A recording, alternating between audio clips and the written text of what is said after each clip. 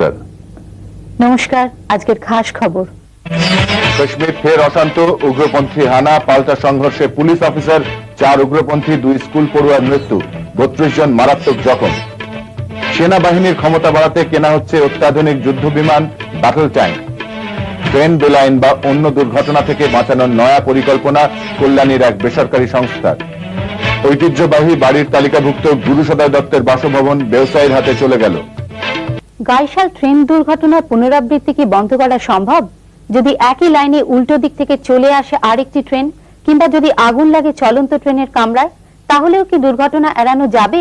Rail যাত্রীদের এমন সব দুর্ঘটনার হাত থেকে বাঁচাতে রেল দুর্ঘটনা প্রতিরক্ষা প্রকল্প তৈরি করেছে কল্যাণীর কন্টিনেন্টাল কম্পোনেন্টস সংস্থা।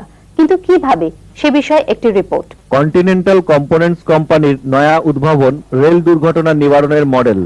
সার্কিট সিস্টেমই রক্ষা করবে 8 রকমের ট্রেন দুর্ঘটনা।